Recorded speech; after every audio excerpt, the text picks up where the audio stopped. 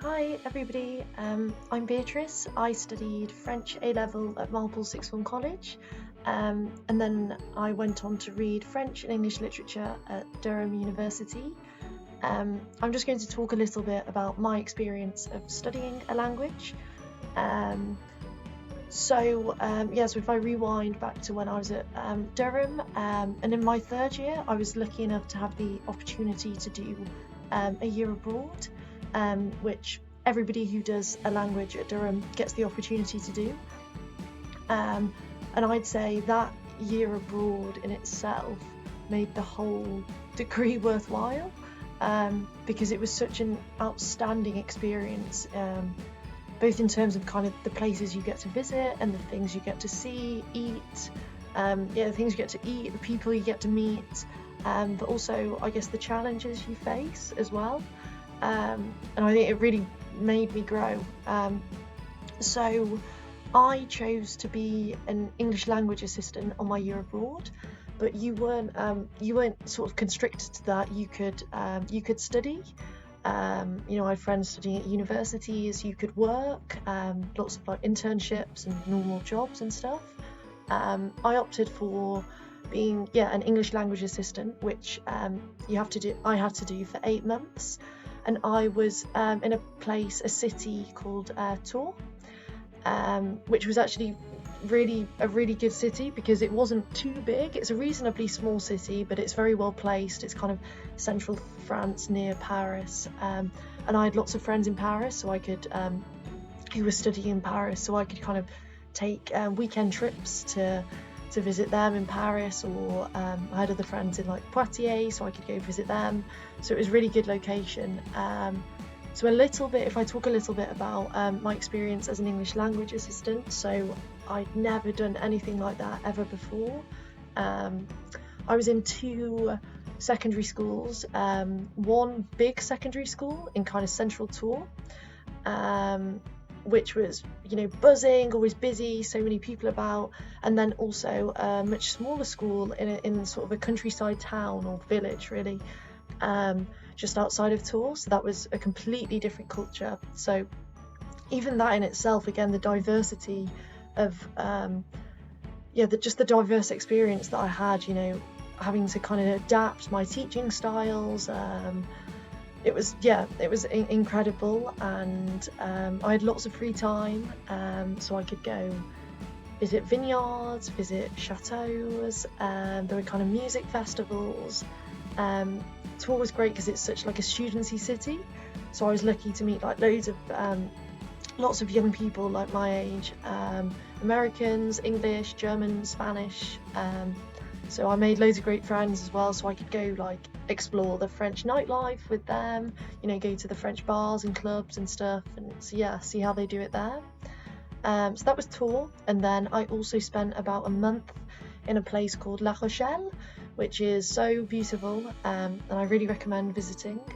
And I was studying there, so I was doing kind of daily classes, and La Rochelle was particularly good actually because I didn't really meet any English people, unlike in Tours where I was with a lot of English people.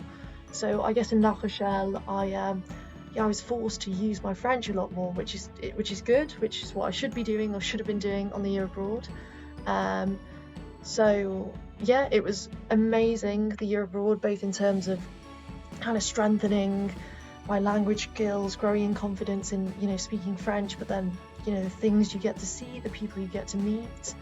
I'm just thinking about some other friends at Durham and where they went. So all over in France, so like I said, Paris, Poitiers, Toulouse. Some of my friends went to Belgium. You're not just kind of restricted to going to France, some went to Belgium, a couple went to Africa actually, and then Spanish as well. One of my closest friends spent 6 months in Peru, which is, crazy. She had an amazing time. Some were in Colombia, Argentina, obviously Spain itself. Madrid was super popular, Barcelona as well. I think it was an incredible year, challenging as well, I think I've said.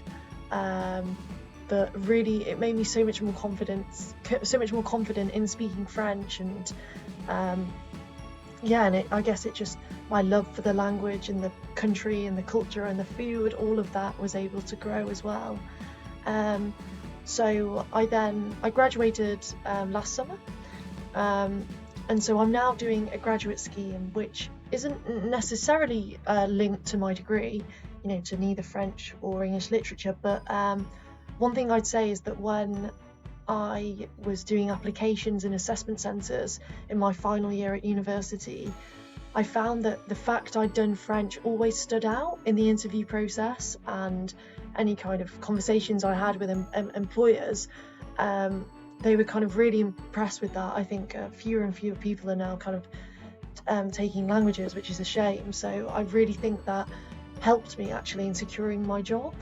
And even though I said, my job isn't directly linked to French or English, my manager is actually French, so I'm still, using my French now. I was lucky enough to go to Paris with work. So again, it was an opportunity to kind of show off my language skills, impress the company by speaking their language when I was over there, which definitely helped me out. So yeah, still today I'm using it. Obviously, when I go on holiday there, I love speaking the language. So yeah, it was just a bit of a note from me. Super recommending studying languages, whether it be French or Spanish or so on. Super recommend, and also I guess a big thank you to Marple for I guess it was there where my love for the language really solidified, and I kind of thought, actually, yeah, I want to pursue languages. I want my degree, or I want to study it at university. So yeah, I think that's everything. Take care, everybody. Stay safe, and bye bye.